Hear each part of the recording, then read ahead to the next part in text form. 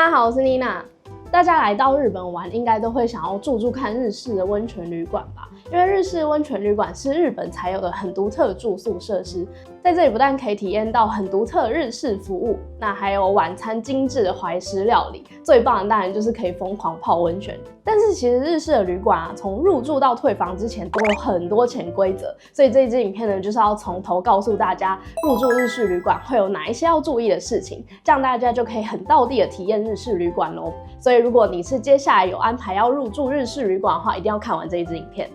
日式的温泉旅馆其实从订房开始逻辑就跟一般的饭店不太一样，像是台湾的饭店通常是以间数来计算，比如说一间房间在限制人数内，不管住几个人都是同样的价钱。但日式的温泉旅馆大多数是以人头来计算的，他们的想法是因为对每一个来住的客人都要提供美食啦，或者是温泉以外的服务，所以是以使用者付费，每一个人的方式来计算。那现在也有部分的温泉旅馆是采用像饭店一样，同一间房间只要是限制人数之内都是同一个价格。但如果你今天是要带小孩来住，可能会超过双人房的人数限制的话呢，就会另外再收取费用。那日本旅馆的计算方式通常是3岁以下的小孩是不用钱的，那3岁到12岁以下的小孩可能就会开始收取部分的费用，比如说是大人的半价啦，或者是大人的70%。那如果是12岁以上的小孩呢，就是以成人来计算。那日式的温泉旅馆另外一个跟一般饭店很不一样的地方就是餐点的部分。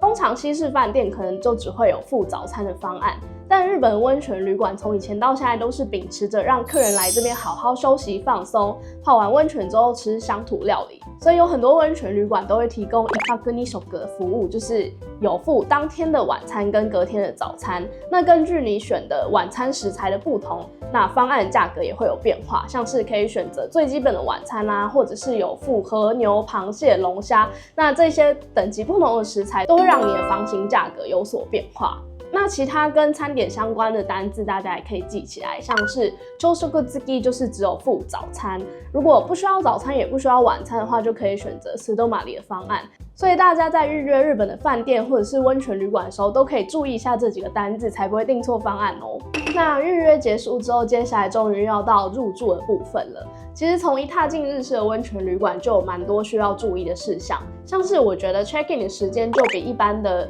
饭店或者是商务旅馆还要严格。日式的温泉旅馆虽然一样是下午2、3点 check in， 但是如果你有订附晚餐的方案的话，就要特别注意 check in 的时间，因为日式的旅馆通常提供晚餐只会到晚上7点或者是7点半。那如果你会超过这个时间，或者是比预计抵达时间更晚到的话，就一定要提早通知温泉旅馆的人，这样才不会影响到他们提供晚餐的时间哦。那接下来进入日式温泉旅馆之后，有很多需要注意的小细节了，像是在一些公共区域会需要脱鞋，或者是在自己的房间都可以看到这些区域有很明显的玄关区。那在这边就要记得把自己的鞋子脱下来之后，把鞋头朝门口摆好再走，会比较有礼貌哦。那接下来进入房间之后，其实也是有蛮多需要注意的事项。如果你是住在日式的传统房间的话，就会有2个跟一般房间不太一样的地方。第一个是叫做 tokonoma， 就是壁龛，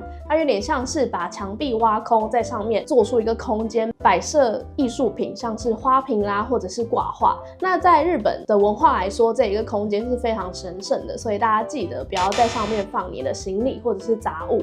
那另外一个空间就是我们脚踩的榻榻米地板。那榻榻米地板因为很难清洁，所以大家要记得小心不要把它弄脏，饮料啊或者是碎屑可能尽量小心不要掉到榻榻米上，也不要直接用鞋子踩上去。那还有一个大家比较容易忽略的，其实是行李箱的轮子。因为行李箱的轮子也很脏，如果直接拖行在榻榻米上的话，可能会弄脏榻榻米，所以大家要注意一下，记得行李箱要横着摆哦。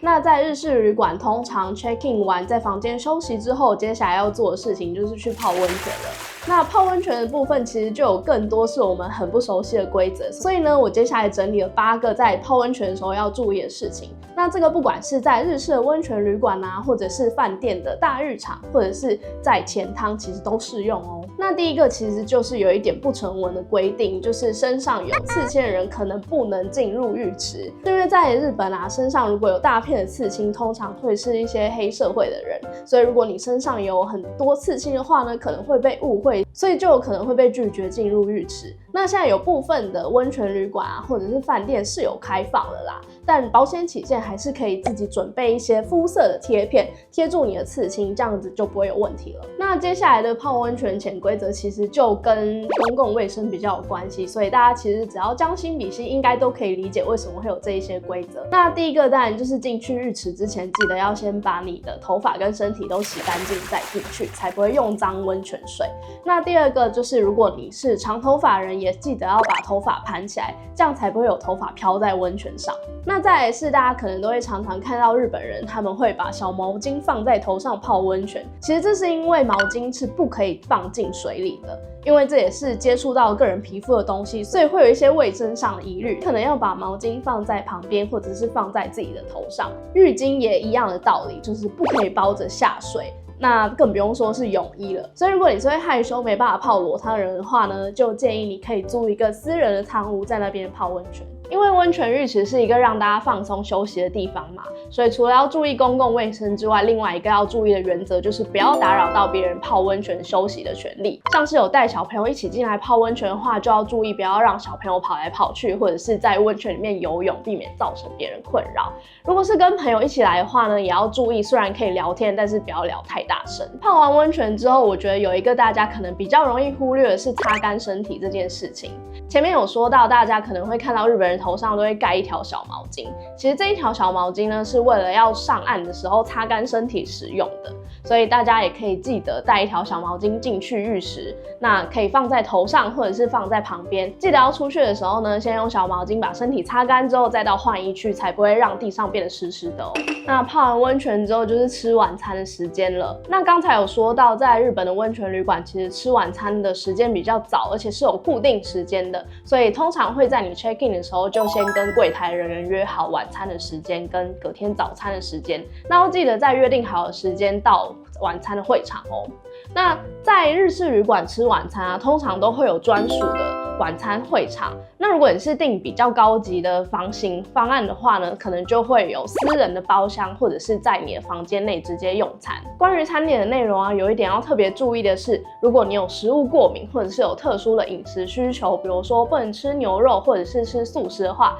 就记得要在预约的时候就先提前跟旅馆联络，这样他们才可以早点准备你的食材哦。在日本传统温泉旅馆晚餐通常都会是很精致的怀石料理，那吃怀石料理其实也是有蛮多技巧跟潜规则的。那这个因为内容还是蛮多的，所以之后会另外开一集详细跟大家说明。那吃完晚餐回到房间之后，你可能会发现你的床铺已经有人帮你铺好了。其实这就是住在日式温泉旅馆才享受得到的一个小惊喜，因为旅馆就是希望你可以吃完之后立刻到可以放松休息的状态。那如果你是不想要在房间放松休息，想要去外面玩的话，有一点要注意的是，蛮多温泉旅馆都会有门禁。那门禁时间通常会是12点左右。那会设这个门禁的想法，也是因为希望客人可以在房间好好的休息，提早为明天的旅行做准备。所以有蛮多旅馆都有门禁。那当然，现在也有部分旅馆不会设门禁，或者是会另外给你